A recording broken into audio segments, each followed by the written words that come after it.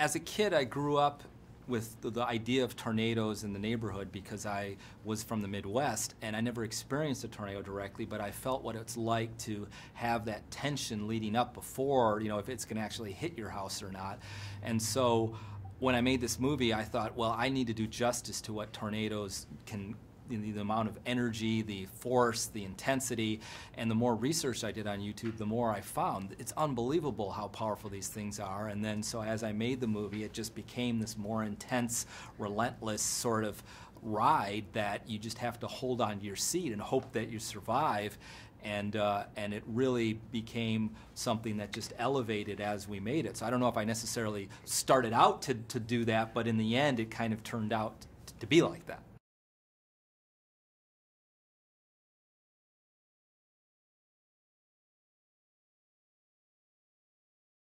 And the irony is we are, in the Midwest shooting in Michigan, and they have tornadoes in that area as well, but it was the summer with bright, sunny, hot, humid weather, and so we had to have giant construction cranes with big silks and rain towers and everything and manufacture this artificial weather to make it feel like it was overcast and cloudy and, wind machines blowing rain and debris on the actors. So it was kind of a weird contrast in the sense of the reality of the bright sun and then the fiction of the final product when it looks all gloomy and overcast.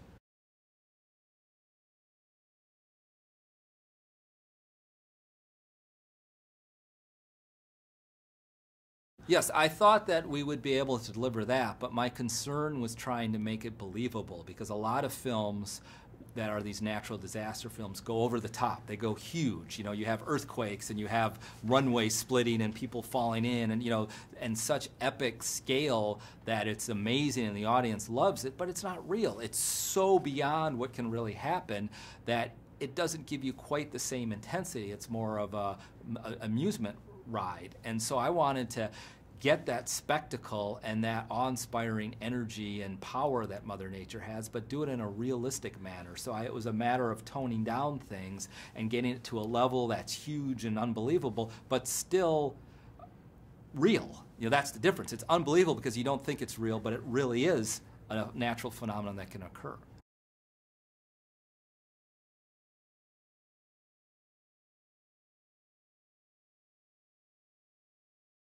It's getting even more and more to the point where everybody does a YouTube, an Instagram, Facebook, you name it. People have a camera there. And so what better way than to have our characters in our movie all doing the same thing to draw you into that world and see it from this first-person experience as opposed to the constraints of the stylistic approach of a normal movie that has kind of very conservative, traditional framing, and it just gives it an energy and intensity that it wouldn't have if we hadn't used that technique.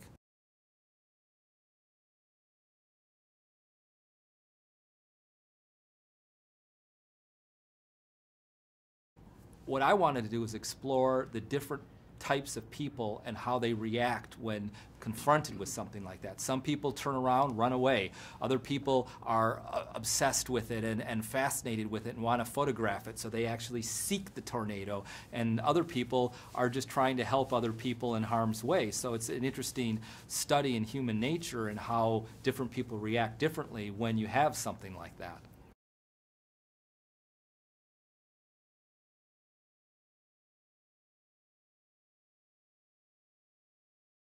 We, talked to a weather expert before we started the movie to see if any of these things were real and believable, and the only situation that he thought was a little bit on the edge was two tornadoes converging into one bigger tornado, and then after we shot the movie, that actually happened. And I saw a video and I'm like, wow, so every single one of our different types of tornadoes actually had an analog equivalent in real life that had occurred.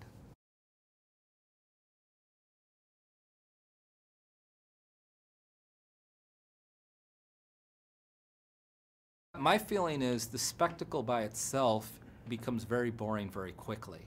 So if you can have the time to set up the characters and understand what's at stake and what they're dealing with, their own little world and their microcosm, then you thrust them into this epic disaster, then it becomes more personal and you realize what's going on. And in fact, there's, you know, an arc to those characters, because in the beginning, the high school kids are all worried about who likes me and what does he think of this and am I accepted, and, you know, you're having that teenage angst moment with your father and all these conflicts and problems that you have. And then after a disaster like this, you realize, wow, what's really important is family and how you treat people. And, you know, all of the kids have a fresh outlook on life, and you know, it's unfortunate that it takes a natural disaster like this for a community to come together and realize what's really important.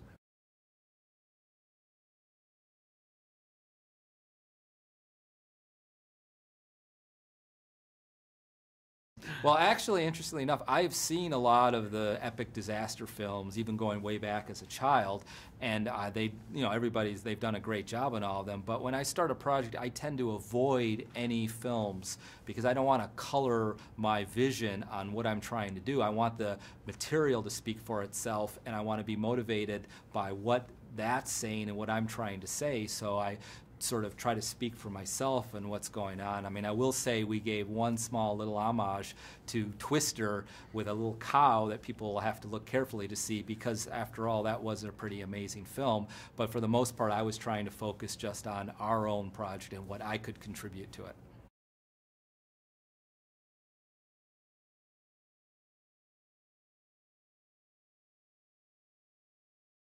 Part of the challenge is we needed to have a neighborhood that went through and destroyed several houses, and we were trying to figure out how do you do that. And then we came up with the idea of finding a brand new housing community, that there were houses that were under construction that weren't built yet.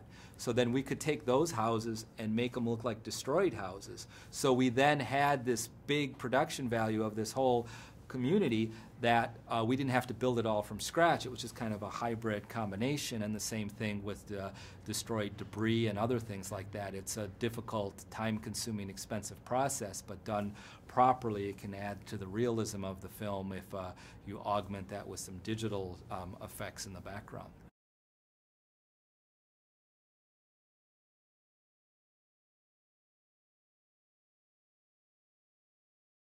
I don't think I can claim ownership, but I think you can look back and see a number of films, and like any new genre, you know, it comes into being at a certain point, and there's some seminal films before and after, and then at a certain point becomes a genre, and I think we're right in that transition phase. But yeah, I think that it's a genre, and we'll see more of them.